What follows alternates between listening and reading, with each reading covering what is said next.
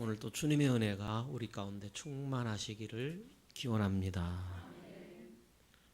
예수님은 은밀히 할 것 세 가지를 말씀하셨습니다. 은밀히 할 것, 은밀히 해야 할 것 세 가지는 구제와 기도와 금식입니다. 구제와 기도와 금식을 은밀히 하라는 것은 우리를 위하여 그렇게 하라는 겁니다. 구제는 사람에게 하는 것이 아니라는 것입니다. 구제와 기도와 금식처럼 구제도 하나님 앞에 하라고 합니다. 나를 위하여 그렇게 하라는 것입니다. 은밀히 보시는 하나님께서 갚으신다고 합니다. 구제와 기도와 금식을 할 때에 사람에게 보이려고 하지 말고 하나님이 보시도록 하라고 합니다. 그러니까 먹든지 마시든지 무엇을 하든지 하나님의 영광을 위해서 하라는 그런 차원이지요. 사람들은 구제를 이웃에게, 불쌍한 사람에게 한다고 생각합니다. 그러니까 보통 구제한다고 할 때에 내가 도와줄 사람, 불쌍한 사람, 안타까운 사람에게 내가 한다고 생각합니다. 성경은 우리에게 말하기를 구제는 누구에게 하는 것이냐? 하나님께 하는 것이다. 하나님 앞에서 하는 것이다. 그렇게 말씀하고 있습니다. 그러니까 하나님께 하듯 해라 하는 말씀을 합니다. 구제할 때 은밀히 하라. 오른손이 하는 것 왼손이 모르게 하라. 그렇게 말씀을 합니다. 기도도 하나님께 하는 것이니까 하나님이 듣도록 은밀하게 해라. 마음과 뜻과 성품과 힘을 다해서 하나님이 들으시도록 해라. 그렇게 말씀합니다. 금식도 마찬가지죠. 금식도 하나님께 하는 것입니다. 하나님이 보시도록 해라. 이렇게 은밀히 해야 할 것 세 가지, 구제와 기도와 금식을 말씀하고 있습니다. 그렇습니다. 그리스도인이 구제도 하고 기도도 하고 금식도 하는데 예수님은 너희를 위하여 은밀하게 하라. 너희를 위하여 은밀하게 하라. 말씀하는 것입니다. 우리 본문을 다시 한번 보실까요? 마태복음 6장 16절에 금식할 때에 너희는 외식하는 자들과 같이 슬픈 기색을 내지 말라. 저희는 금식하는 것을 사람에게 보이려고 얼굴을 흉하게 하느니라. 내가 진실로 너희에게 이르노니 저희는 자기 상을 이미 받았느니라. 너는 금식할 때에 머리에 기름을 바르고 얼굴을 씻으라. 이는 금식하는 자로 사람에게 보이지 않고 오직 은밀한 중에 계신 내 아버지께 보이게 하려 함이라. 은밀한 중에 보시는 내 아버지께서 갚으시리라 했습니다. 어떻게 금식할지 말씀하지요. 제 주변에는 어머니께서 가끔 금식을 하신 것 같아요. 20일 정도 보통 금식을 하시는데 그냥 후딱 해치우시는 것 같아요. 식구들은 어머니가 금식한 줄 모릅니다. 아무도 몰라요. 밥도 해주시고 빨래도 해주시고 평소와 다름이 없이 생활을 하기 때문입니다. 그리고 무엇보다도 얼굴에 살이 빠지지 않아요. 그러니까 집안 식구들이 아무도 금식하는 줄 모르고 20일 정도는 후딱 지나가는 겁니다. 누구를 위하여요? 은밀히 하라고 하십니까? 너희를 위하여, 우리를 위하여 그렇게 하라고 말씀하십니다. 예수님은 또 우리를 위하여서 보물을 하늘에 쌓으라고 합니다. 우리 본문 19절을 다시 한번 보면 너희를 위하여 보물을 땅에 쌓아두지 말라. 누구를 위하여요? 너희를, 그러니까 우리를 위하여. 예수님께서 오늘 우리를 위하여 이렇게 하라고 말씀하고 있습니다. 그러니까 전제가 우리를 위하여다라는 전제를 깔고서 말씀하십니다. 세 가지 비유로 말씀합니다. 재물을 어떻게 하늘에 쌓을 것인가. 또 하나는 눈은 몸의 등불이다라는 이야기. 또 한 가지는 두 주인을 섬기는 종 이야기. 세 가지를 통해서 하늘에 어떻게 보물을 쌓을 것인가라는 것을 말씀하고 있습니다. 이것은 인생을 도둑맞지 않는 비결입니다. 나라를 잃은 유대인들은 의지할 것이 돈밖에 없었습니다. 유대인들에게는 돈이 가장 소중했던 것입니다. 그렇지만 예수님은 너희를 위해서 너희 보물을 하늘에 쌓으라 이렇게 말씀합니다. 땅에 쌓아두면 인생이 도둑맞게 될 것이다 말씀하시는 것입니다. 너희를 위하여 보물을 하늘에 쌓아두라. 우리 생각에 벌기도 힘든 세상에 쌓아두기까지 한다면 얼마나 좋은 일 아닙니까? 열심히 일해 미래를 위하여 대비하는 것은 지혜로운 일일 것입니다. 그런데 예수님께서 말씀하시는 차원은 그런 차원이 아닙니다. 아무리 많이 보물을 이 땅에 쌓아도 내 영혼을 맡길 수는 없다는 이야기지요. 예수님은 세상에 재물을 쌓는 것보다 더 중요한 것, 영원한 나라, 영원한 생명에 관해서 말씀하시는 것입니다. 사람들은 세상에서 무엇인가 얻기 위해서 열심히 노력합니다. 젊었을 때는 그 차이가 대단한 것 같습니다. 늙고 보면 결국에는 다 같은 길을 가고 있음을 발견할 수밖에 없습니다. 교수를 지낸 분이나 장관을 지낸 분이나 모두 다 은퇴한 후에는 힘없이 늙어가고 있을 뿐입니다. 돈이나 권력을 붙들고 있을 때는 좋은 것 같지만 한번 놓치게 되면 그렇게 허무할 수가 없습니다. 우리가 하나님께 드리는 것은 교회를 위해서도 아닙니다. 목사님을 위해서도 아닙니다. 어느 누구를 위해서도 아닙니다.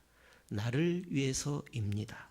나를 위해서 하나님께 드리는 것입니다. 하늘에 보물을 쌓는 것은 나를 위하여 쌓는 것이다 라는 것입니다. 다시 한번 보실까요? 19절에 너희를 위하여 보물을 땅에 쌓아두지 말라. 거기는 좀과 동록이 희하며 도적이 구멍을 뚫고 도적질하느니라. 하늘에는 돈이 필요 있겠습니까? 하늘에는 보화가 필요 있겠습니까? 황금길인데요. 황금길, 정금길, 순금보다 그냥 금보다 도저히 비교조차 되지 않는 그런 금, 보화들이 가득한데 무슨 이 땅에 보화가 하늘에 필요하겠어요? 그러니까 우리가 알고 있는 그런 차원의 이야기가 아니다라는 것입니다. 이런 얘기죠. 예수님께서 너희를 위해서 재물을 땅에 쌓아두지 말고 하늘에 쌓아두는 것을 훈련하라. 왜 그렇습니까? 이 세상에서는 돈이 있을 때도 있고 없을 때도 있습니다. 이 세상에 있을 때는 돈이 생길 때도 있고 그 돈이 사라질 때도 있습니다. 어떤 사람들은 내가 돈 있을 때 이것을 알았더라면 내가 헌금을 하나님께 참 많이 했을 텐데 그때 헌금이라도 할 걸. 그런데요, 그것은 믿지 못할 말씀입니다. 그 사람이 다시 돈이 생긴다고 할지라도 그 사람은 다시 하나님께 드릴 수 없습니다. 다만 마음뿐인 것이죠. 마치 기도해야지, 나도 하나님께 기도해야지 그러면서 기도를 하지 못하는 것과 같은 것입니다. 마음은 늘 기도해야지 하면서 기도하지 못하는 사람과 별반 다를 것이 없는 말씀이다라는 겁니다. 그러니까 어떤 사람들은 돈을 다 잃고 나서야 그때 내가 헌금했으면 참 좋았을 텐데 그때 재물이 많을 때에 하나님께 드렸었더라면 얼마나 좋았을까 그렇게 사람들이 생각은 한다라는 겁니다. 생각은 그렇게 할 수 있다라는 겁니다. 그렇지만 그에게 다시 재물이 주어진다라고 할지라도 하나님께 드려지지 않는다는 말씀입니다. 또한 하나님께서도 그것을 잘 알고 계시는 겁니다. 그런 차원에서 오늘 말씀이 기록이 되어진 것입니다. 물질이라고 하는 것은 우리가 있어서 하나님께 드리는 것이 아닙니다. 물질은 우리가 마음을 드리는 것입니다. 우리의 사랑을 하나님께 드리는 것입니다. 물질 이야기가 계속 나오니까 듣기도 쉽지 않고 말씀드리기도 쉬운 내용이 아닙니다. 왜 예수님께서 하늘에 드리라, 하늘에 쌓아라 하실까요? 거기에는 도둑을 맞지 않습니다. 도적이 구멍을 뚫지도 못한다고 합니다. 이 땅에는 언제 사라질지 모릅니다. 하늘에 쌓아둔 것은 영원히 사라지지 않습니다. 30배도 60배도 100배도 돌려받게 된다. 이런 말씀도 주십니다. 심는 대로 거두는 법칙을 말하는 것이 아닙니다. 어떤 사람들은 주고받는 것으로 생각합니다. 이 땅에서 내가 심는 만큼 이만큼 받겠지. 그렇게 생각한다면 그것은 하나님께 드려지는 것이 아닙니다. 우리가 다시 받기 위하여 조건으로 드리는 것이 아니기 때문입니다. 물론 우리가 하나님께 드려질 때에 이 땅에서도 하나님께로부터 주시는 것을 받을 수 있습니다. 그리고 우리가 하나님께 드려짐으로 말미암아 하늘에서 주는 하나님의 영광, 그 축복은 어마어마한 것입니다. 하나님께 드린 것은 하나도 없어지지 않습니다. 이 세상에 우리가 살면서 남는 것이 무엇이 있겠습니까? 이 세상에 살면서 남는 것 무엇이 남겠습니까? 이 세상에 살면서 남는 것 한 가지가 있다면 그것은 무엇일 것 같습니까? 하나님께 드린 것 외에는 남을 것이 없습니다. 우리가 다 이 세상 떠날 때에 우리가 가진 모든 것들, 우리 육체조차도 이 세상에서 썩어지고 없어지고 사라진다는 것입니다. 우리의 자녀도 내 것이 아닙니다. 내 생명조차도 하나님의 것입니다. 우리가 이 세상 살면서 남는 유일한 것, 이 세상에 살면서 남는 유일한 것, 그것이 무엇이라고 했습니까? 하나님께 드려진 것만이 영원히 남게 됩니다. 성도 여러분, 어떻게 하늘에 쌓으면 좋겠습니까? 성경 한 곳 보시죠. 마태복음 25장입니다. 마태복음 25장입니다. 예수님께서 최후 심판의 표준으로 주신 말씀이죠. 이제 예수님께서 재림하실 때에 이렇게 심판하시겠다. 하나님의 백성과 아닌 백성을 가르시겠다는 그런 내용입니다. 30절부터 몇 구절 읽어드리겠습니다. 인자가 자기 영광으로 모든 천사와 함께 올 때에 자기 영광의 보좌에 앉으리니 모든 민족을 그 앞에 모으고 각각 분별하기를 목자가 양과 염소를 분별하는 것 같이 하여 양은 그 오른편에 염소는 왼편에 두리라. 목자가 양과 염소 분별할 수 있지요? 양, 염소 그냥 알잖아요. 그런데 그 다음 구절 보게 되면 양과 염소 이야기가 아니에요. 보세요.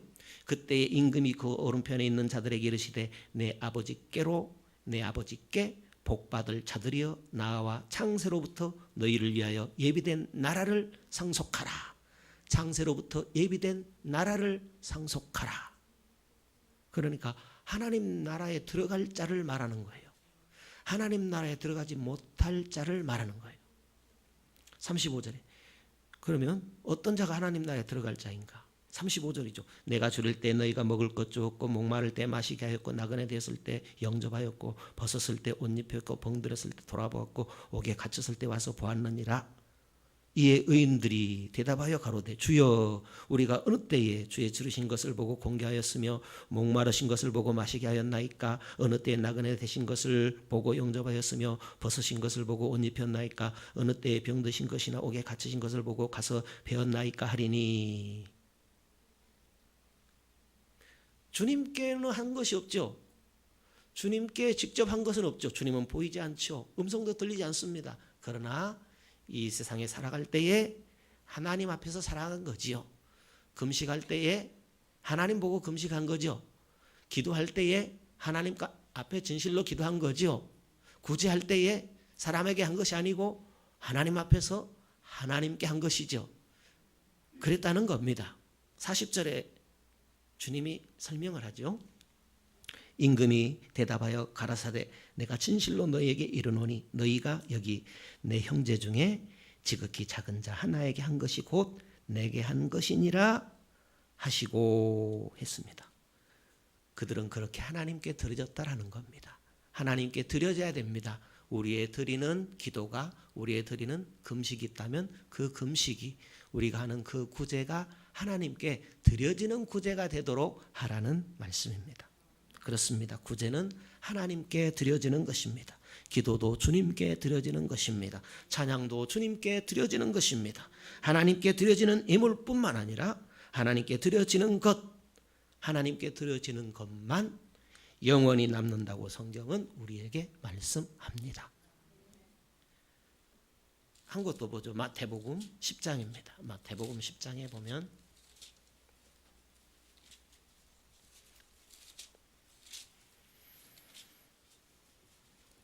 40절입니다. 40절에 이렇게 기록되어 있습니다. 너희를 영접하는 자는 나를 영접하는 것이요 나를 영접하는 자는 나 보내신 이를 영접하는 것이니라. 선지자의 이름으로 선지자를 영접하는 자는 선지자의 상을 받을 것이요 의인의 이름으로 의인을 영접하는 자는 의인의 상을 받을 것이요 또 누구든지 제자의 이름으로 이 소자 중 하나에게 냉수 한 그릇이라도 주는 자는 내가 진실로 너희에게 이르노니 그 사람이 결단코 상을 잃지 아니하리라 하시니라. 우리가 상 받기 위해서 예수 믿는 거 아니잖아요. 그러나 여기 상을 주께서 자주 말씀하시는데 도대체 그 상이란 어떤 것일까요?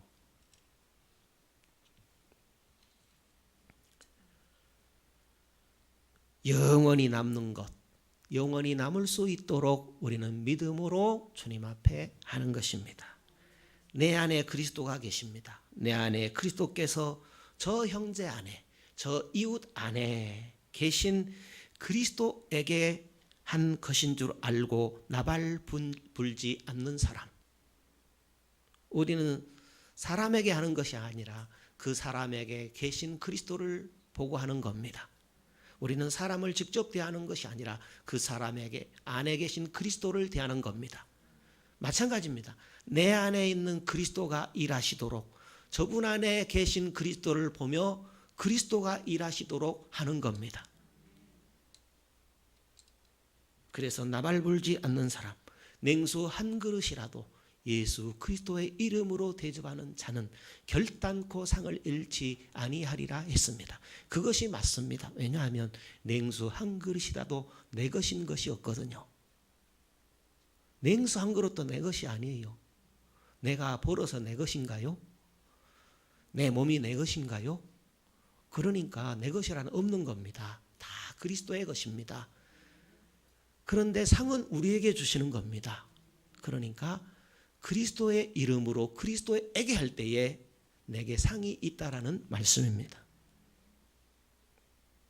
우리 모두 이 땅에 사시면서 남는 장사의 삶, 순이익을 남기는 그런 복된 삶을 살아가시기를 기원합니다. 마태복음 6장 21절에 내 보물 있는 그곳에는 내 마음도 있느니라. 내 보물 있는 그곳에는 내 마음도 있느니라 했어요. 두 주인을 섬길 수 없다라는 말씀이죠. 보물이 하나님께 있으면 마음도 하나님께 있고 보물이 땅에 있으면 마음도 땅에 있다. 이 말씀입니다. 보물을 하늘에 쌓아두는 두 번째 방법입니다. 그것은 그리스도가 함께 해주셔야 합니다. 보물을 우리가 어떻게 하늘에 쌓아요? 그리스도가 함께 해주셔야 됩니다. 그리스도께서 쌓아주셔야 합니다. 두 번째 비유는 눈은 몸의 등불이다 그랬습니다. 22절이죠. 눈은 몸의 등불이니 이렇게 기록이 되어 있습니다. 귀로 들을 수도 있고 손으로 만질 수도 있고 입으로 먹을 수도 있습니다. 그렇지만 이 모든 것을 한꺼번에 볼 수 있는 것은 바로 눈인 것입니다. 눈이 어두우면 잘 보지 못한 만큼 부자유스럽습니다. 눈이 밝으면 잘 보는 만큼 자유스러운 것입니다. 그것처럼 하나님께서 우리에게 그리스도라는 빛을 주셨습니다. 성령의 빛이십니다. 그분은 말씀의 빛이십니다. 성령으로 우리를 비추어 주시고 그분의 말씀으로 우리를 인도해 주시는 것입니다. 요한복음 1장에 기록되어 있지요. 요한복음 1장에 보면 9절입니다. 요한복음 1장 9절에 참빛 곧 세상에 와서 각 사람에게 비치는 빛이 있었나니 그가 세상에 계셨으며 세상은 그로 말미암아 지은 바 되었으되 사람이 그를 알지 못하였고 자기 땅에 오매 자기 백성이 영접지 아니하였으나 영접하는 자 곧 그 이름을 믿는 자들에게는 하나님의 자녀가 되는 권세를 주셨으니 그랬습니다.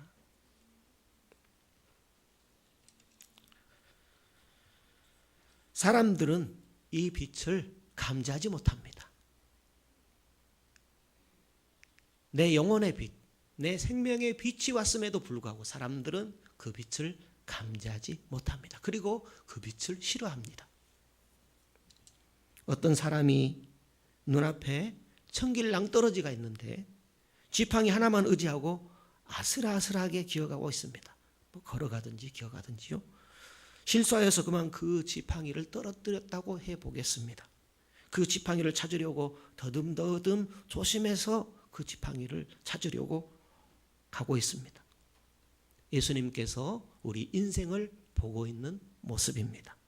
사람들은 학벌을 지팡이로, 재물을 지팡이로, 권력을 지팡이로 생각합니다. 이런 것들은 내 인생을 책임질 수 없습니다. 하나님께만 내 인생을 맡길 수 있습니다. 그리스도라는 빛이 나에게 오셨습니다. 그리스도라는 빛이 이 세상에 오셨습니다. 그리스도는 말씀으로 비추시고 성령으로 비추어 주십니다. 그리스도의 빛은 우리로 깨어나서 우리에게 주어진 지식이라든지 권력이라든지 재물 이런 모든 것을 제대로 사용하게 합니다. 똑같은 재물입니다. 재물 자체는 귀한 것이죠. 권력도 나쁜 것이 아니죠. 지식도 참으로 알수록 좋은 것입니다. 그렇지만 어떻게 사용하느냐에 따라서 두 주인을 섬기는 것이고 한 주인을 섬기는 것이 되는 것입니다. 그리스도의 빛이 비추일 때 하나님께서 우리에게 주신 이것을 잘 사용하여서 두 주인을 섬기는 것이 아니라 한 주인을 섬길 수 있다라는 겁니다. 마태복음 6장 23절에 눈이 나쁘면 온몸이 어두울 것이니 그러므로 내게 있는 빛이 어두우면 그 어두움이 얼마나 하겠느냐 그랬습니다. 그리스도는 내 안에 비추이는 생명의 등불입니다. 그리스도만이 내 인생의 등불이 되십니다. 내 영혼의 등불 되신 그리스도. 마음속에 그리스도의 빛이 없으면 인생이 답답하고 어두울 수밖에 없습니다. 그리스도는 내 인생의 빛이십니다. 그리스도는 내 안팎을 보게 하십니다. 그리스도는 나를 향한 하나님의 뜻을 보게 하십니다. 사단의 미혹을 보게 하십니다. 죄의 비참함을 보게 하십니다. 그리스도는 내 영혼을 밝게 하여서 한 주인 하나님을 섬기게 하십니다. 24절입니다. 24절 우리 한번 같이 읽겠습니다. 한 사람이 두 주인을 섬기지 못할 것이니 혹 이를 미워하며 저를 사랑하거나 혹 이를 중히 여기며 저를 경히 여김이라. 너희가 하나님과 재물을 겸하여 섬기지 못하느니라. 예수님은 세 번째 비유로 하늘에 보화를 쌓는 비결을 말씀합니다. 한 가지로는 부족한가 보죠. 그래서 세 가지를 말씀하신 것 같습니다. 이것은 하늘에 쌓으려면 결단이 필요하다라는 말씀이 되겠습니다. 한 종이 두 주인을 섬길 수 없다라고 했지요. 어느 한 종이 자기는 능력이 있다면서 두 주인을 섬긴다고 해보지요. 그러니까 한 주인이 시킨 일을 하고 있습니다. 그런데 또 다른 주인이 있으니까 그 주인도 시킬 것 아니겠어요? 그러니까 일을 하는 동 마는 동 다른 주인의 일을 또 하는 겁니다. 그 일이 채 끝나기도 전에 또 다른 주인의 일을 또 듣고 그 일을 시작하는 겁니다. 이런 식으로 두 가지 일 사이를 계속 왔다 갔다 할 수밖에 없겠죠. 결국 어떻게 되겠습니까? 어느 주인의 요구, 그러니까 두 주인에게 있어서 어떤 주인에게 요구도 만족시킬 수 없고 결국 매를 맞고 쫓겨나는 종이 되고 만다는 얘기죠. 그렇죠? 한 주인은 두 주인을 섬길 수 없어요. 종 이야기잖아요. 그런데 이런 비유를 예수님만이 들 수 있는 겁니다. 예수님께서 우리에게 말씀하십니다. 너희는 이 세상에 살면서 두 주인을 섬길 수 없다. 없다고 그랬어요. 그러니까 나는 있는데요. 하나님이 정해 놓으셨다는 거지요. 두 주인을 섬기지 못할 것이라고 합니다. 그런데 우리가 이 세상에 사람들이 생각하기를 주인이 많은 줄로 알고 있어요. 왜냐하면 나는 유교를 믿는다고 그래요. 나는 천주교를 믿고 나는 기독교를 믿고 나는 또 이슬람교를 믿는다고 그래요. 그러니까 각각 믿는 만큼 그 주인이 있을 것이 아니겠습니까? 그러니까 사람들의 생각에는 이 세상의 주인이 여럿이 있을 것 같아요. 성경에는 우리에게 주인이 둘이라고 말씀합니다. 하나는 돈이요, 하나는 하나님입니다. 이 세상의 주인이 둘이라는 것이죠. 돈을 따라가든지 하나님을 따라가든지 둘 뿐이 없습니다. 돈이 더 소중하든지 하나님이 더 소중하든지 둘 중에 하나입니다. 예수님은 어렵지 않게 이야기하셨습니다. 나를 움직이고 있는 원리가 무엇이냐는 겁니다. 말씀이 나를 움직이고 있는가 아니면 돈이 나를 움직이고 있는가 생각해 보라는 것입니다. 만일에 돈이 나를 움직이고 있다면 또 돈 때문에 내가 살고 있다면 우선순위가 바뀌었다라는 겁니다. 우선순위가 바뀌었다라는 것은 보통 문제가 아닌 겁니다.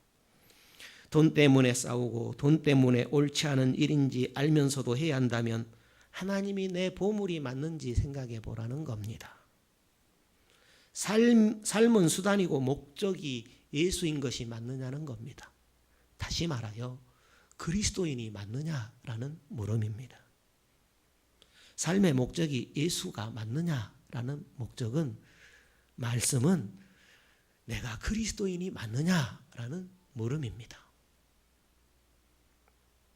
성도 여러분, 지금 우리가 나누고 있는 이 주님의 말씀이 오늘 우리가 신앙생활 하는데 필요한 말씀입니까? 하나님께서 나에게 삶이라는 선물을 주셨습니다. 가족도 주시고 건강도 주시고 이 세상이 사는 자체가 하나님의 선물이죠. 모든 것을 다 주셨습니다. 하나님이 주신 선물이 하나님을 대신하는 일이 없도록 믿음으로 살고 있느냐, 그것을 묻는 겁니다. 거리마다 CCTV가 있습니다. 다 아실 겁니다. 직접 볼 수도 있는 것이고 드라마나 영화 같은 데 다 나와요. 차를 타고 가면 어디엔가 설치되어 있는 그 카메라에 내 차량이 영상으로 저장이 됩니다. 사람이 걸어가면 그 모습이 어디엔가 설치되어 있는 그 카메라에 내 모습이 담기게 됩니다. 직장마다 출퇴근 혹은 모든 회사 생활이 기록되어서 보관될 것입니다. 그 시스템이 언제 도입될는지 모릅니다. 이미 그런 부분들이 이렇게 점차 되어지고 있지요. 옛날 우리 주민등록에도 마찬가지예요. 주민등록 뒷번호는 내 출신 지역이 어디인가라는 것을 그냥 알 수 있어요. 경찰이 주민등록증 보여주세요 하면은 어디에 사는 누구인지 어디에 사는 분인지 나오는 거예요. 그 뒷번호가 그걸 말하고 있지요. 중국은 그 얼굴 인식 기술이 매우 발달되어 있어요. 그러다 보니까 길거리 지나면 CCTV가 그들의 넘버를 찾아내 버려요. 어디에서 온 누구인지 이미 기록이 올라가 있기 때문에 얼굴만 딱 찍게 되면 그 사람의 동선이 기록이 돼 버려요. 성경은 666을 이마에 찍을 것이다 라고 이야기합니다. 이마에 표를 받지 말라고 했는데 왜 그렇습니까? 구원받지 못하기 때문이다 그랬어요. 그것을 계시록 13장에 보니까 2000년에 기록한 말씀입니다. 2000년 전에 이미 기록된 말씀이죠. 수십 년 전만 해도, 그러니까 근래에도 마찬가지인데요. 목회자들 혹은 또 성도들 입에서 베리칩 받아서는 안 된다 그런 얘기를 해요. 그런데 그 베리칩이 발전된 것이 요즘 우리가 많이 대하고 있는 QR코드입니다. QR코드가 우리 생활 속에 깊이 들어와 있습니다. 핸드폰에 QR코드 하나면 어디에서 어디로 내가 움직이는지 동선이 다 나와요. 아니 그거 아니더라도 핸드폰만 들고 다니면 내 활동 범위가 다 찍혀버려요. 어느 날 대기업의 회사 방향이 정해져 가지고 이마에 표 받아야 우리 회사 다닐 수 있습니다. 이렇게 방침이 정해질 수 있습니다. 그러면 표를 받지 않으면 회사 가지를 못해요. 그 사람 어떻게 합니까? 당장 회사를 그만둬야 하겠습니까? 아니면은 표를 받아야만 하는 겁니까? 사업하는 사람들이 만약에 이 표를 받지 않게 되면 매매를 하지 못해요. 그러면 회사가 부도나는데요. 회사가 망하게 될 텐데요. 그러면 많은 회사들이 이 표를 받지 않고 견뎌낼 수 있겠습니까? 많은 사람들이 표를 받고 동조를 하게 될 것입니다. 목회자들도 그것이 성경에 나오는 666이 아니라고 할 것입니다. 저는 지금 이것이 666이다 아니다 그걸 말하는 게 아니에요. 지금 우리는 그것을 볼 수 있도록 세상이 돌아간다라는 것을 말하는 겁니다. 목회자들마저도 그것이 666이 아니다라고 선전할 겁니다. 괜찮아요. 그것은 성경의 666과 다른 것입니다. 우리가 살기 위해서 반드시 받아야 합니다. 그런 목회자들이 여기저기에서 수없이 나타나게 될 것입니다. 거기에 사람들은 위안을 받게 될 것이고 수많은 사람들이 그들의 말을 따라서 이마에 표를 받게 될 것입니다.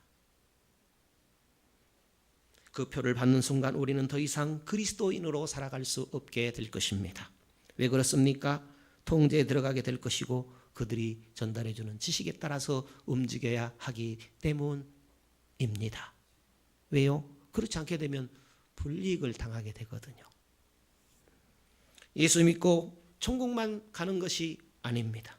지금 깨어 믿음으로 살아갈 때입니다. 성도 여러분, 코로나를 계기로 우리가 비상시국에 살고 있다는 것을 깨달으면 좋겠습니다. 우리는 심각한 비상시국을 지금 살아가고 있습니다. 우리는 이 예배 한 번이 얼마나 소중하고 얼마나 귀하고 중요한지 깨달아야 할 것입니다. 예배가 중요하다라는 것은 이 시간 출석으로 만족하지 말자라는 것이죠. 예배만 드리면 예수가 내 안에 삽니까? 예배만 드리면 예수와 함께 사는 겁니까? 그렇다면 문제 없습니다. 예배는 분명 예수 그리스도로 옷 입는 은혜가 있습니다. 그리스도라는 옷을 빨아야 됩니다. 계속 그리스도로 옷 입고 살아야 그것이 진정한 예배인 것이죠. 예배는 참석이 아닙니다. 예배는 보는 것이 아닙니다. 예배는 내가 하나님께 드려지는 것입니다. 예수님 오시기 전에는 짐승이 내 대신에 제물로 드려져서 내가 하나님의 백성으로 인정받을 수가 있었습니다. 이제는 내가 산 제물로 하나님께 드려지는 겁니다. 그리스도로 옷 입고 내가 드려지는 것이 예배입니다. 내가 하나님께 드려지는 것이 예배입니다. 그리스도인이 거룩하면 이 세상이 밝아지게 될 겁니다. 그런데 예배 참석, 예배 보는 것이 우리를 거룩하게 하지 않습니다. 그리스도로 옷 입을 때입니다. 내 안에 그리스도로 채워질 때 더 그리스도로 채워질수록 내 삶의 거룩이 일어납니다. 나는 절대 거룩할 수 없습니다. 그러니까 세상 사람과 구분 안 된다라는 거죠. 내 실력은 그 정도밖에 안 돼요. 그러나 그리스도가 내 안에 채워지는 것은 다른 문제입니다. 그러므로 우리는 그리스도로 채움을 받아야 하는 것이죠. 로마서 12장 1절에 내가 하나님의 모든 자비하심으로 너희를 권하노니 너희 몸을 하나님이 기뻐하시는 거룩한 산 제물로 드리라. 이는 너희의 드릴 영적 예배니라 했습니다. 내가 드려지지 않는다면 그것은 예배를 보는 것이 됩니다. 내가 하나님께 드려지지 않는다면 그것은 예배를 참석하는 것으로 그치게 됩니다. 우리가 두 주인을 섬기지 못한다고 할 때에 사람들은 이제 우리가 돈으로 살아가는 방법과 하나님을 따라가는 방법, 그 두 가지를 선택해야 할지 모릅니다. 그러니까 두 가지 중에 하나를 선택해야 한다면 우리는 돈이 없어도 하나님과 함께 사는 방법을 우리가 배우지 않으면 안 될 것이다 라는 것이죠. 이스라엘 백성들이 애굽에서 나와서 광야를 살아갈 때에 가나안 땅에 들어가기 위해서 40년 동안 돈이 없이 살아가는 법을 배워야 했습니다.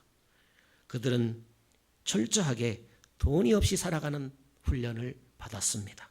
광야에서 그랬죠. 애굽에서 가지고 나온 거 다 떨어졌습니다. 금은보화는 성전 짓는데 다 바쳤습니다.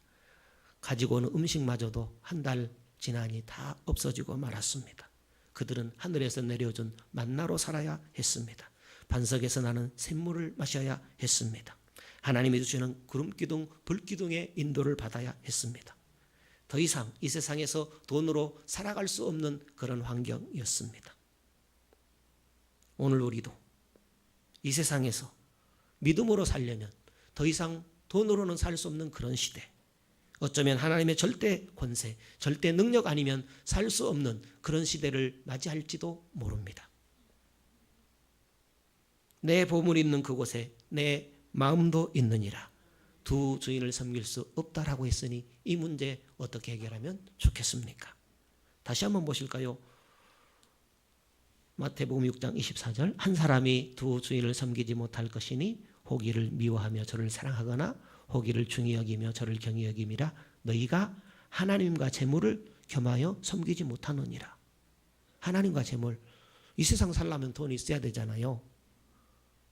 그러나 사람이 떡으로만 사는 것이 아니요 하나님의 입에서 나오는 모든 말씀으로 살 것이니라 했습니다. 금도 내 것이요 은도 내 것이요. 그리고 이 땅은 영원히 살 장소가 아닙니다. 사람들은 돈 없으면 못 살 줄 알아요. 그것은 착각이지요. 왜요? 우리가 길들여져 있습니다. 돈으로 사는 것에 길들여져 있기 때문에 돈 없으면 살지 못할 줄 알아요. 우리가 돈으로 사는 방법에 너무나 익숙하고 길들여져 있기 때문에 사람들은 돈이 없으면 살지 못한다. 이렇게 알아요. 그렇게 생각할 수밖에 없습니다. 정말 돈이 없으면 못 살까요? 성경은 우리에게 그렇게 말하고 있지 않습니다. 하나님은 우리에게 그렇게 말하고 있지 않습니다. 예수님은 이 세상에 다니실 때 돈 가지고 다니지 않으셨습니다. 제자들이 다닐 때에 돈 가지고 다니지 않았습니다. 사도 바울이 온 세상을 선교할 때에 돈 가지고 선교하지 않았습니다. 구약에서 수없이 말씀해 주셨습니다. 돈 없이도 하나님과 함께 살 수 있다고 말씀하셨습니다. 성도 여러분, 우리가 그날이 오기 전에 우리는 이러한 것들을 준비하고 훈련해야만 살아갈 수 있을지 모릅니다. 그러니 우리가 그런 마음, 그런 자세로 살아가야 하지 않겠습니까? 주님은 살아계십니다. 주님은 역사하십니다. 하나님 나라는 영원합니다. 믿음으로 살아가십시다.